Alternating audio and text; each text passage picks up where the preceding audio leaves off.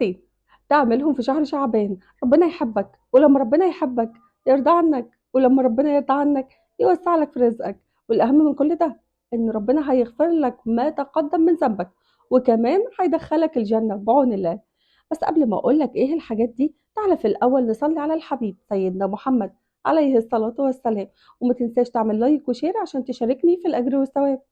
أول حاجة أنت محتاج تعملها هي إنك تصلي الصلاة في وقتها، ما تأخرهاش. تصلي صلاة الفجر قبل طلوع الشمس، ما تخليش الدنيا تاخدك وتأخر صلاتك. وبلاش كمان تخطف الصلاة وتطلع تجري.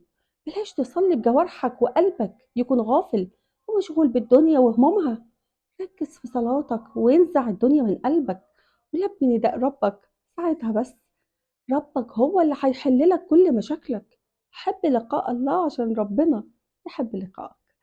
الصلاة على وقتها من أكتر العبادات اللي رب العزة بيحبها. ده مش كلامي، ده كلام نبينا وحبيبنا سيدنا محمد عليه الصلاة والسلام. لما عبد الله بن مسعود سأله قال له: أي العمل أحب إلى الله تعالى؟ ساعتها نبينا وحبيبنا سيدنا محمد عليه الصلاة والسلام قالها: هي الصلاة على وقتها. واللي كان بيقصده عبد الله بن مسعود إنه عايز يعرف إيه أكتر حاجة ربنا بيحبها، عشان هو عايز يعملها ربنا سبحانه وتعالى.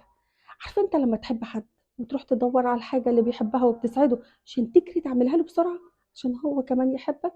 هو ده بالظبط. تعرف تعيش بالفكرة دي؟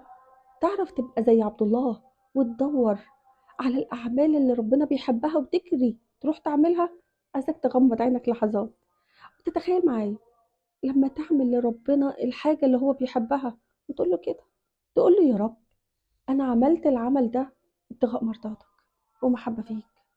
تعتقد أكرم الأكرمين أرحم الراحمين اللي بيحبك هيديك إيه ولا هيعمل لك إيه؟ أنا مش هقولك. عارف ليه؟ لأن عطاء الله مفيش بشر يقدر يتخيله، لا أنا ولا أنت ممكن نتخيله. العمل التاني اللي انت لو عملته ربنا يغفر لك بيه كل ذنوبك مهما كانت هي ايه، وكمان يحبك ويدخلك الجنة، هو انك تجدد توبتك في الايام المفترجة دي. انت طول السنة بتجري في الدنيا واكيد ارتكبت ذنوب كتير، احنا مش معصومين.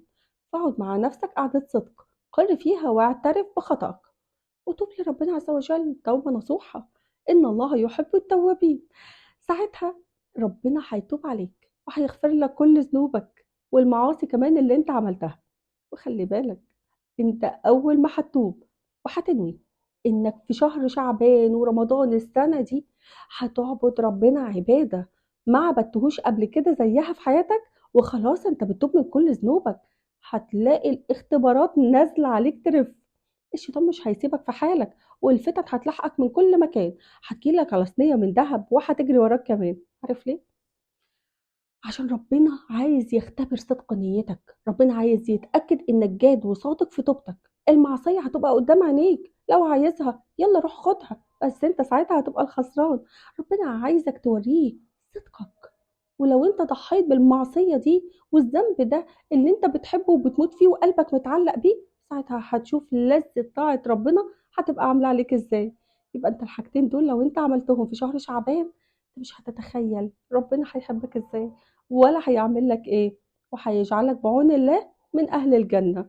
ومش بس هي دي الاعمال اللي انت تعملها في شهر شعبان، الاعمال الخيرة كتير جدا. ربنا يا رب يوفقنا جميعا للطاعات والعبادات ويسهلها علينا وييسرها لينا ويتقبلها مننا بإذن الله. إذا انت وصلت لحد هنا يبقى انت اكيد استفدت من الفيديو. بقى انك تفيد غيرك وتعمل لايك وشير وتشاركني في الاجر والثواب. ولو لسه ما اشتركتش في القناة اشترك دلوقتي حالا عشان يوصل لك كل حاجة جديدة بقدمها لك. أحبكم في الله. هدية محمود.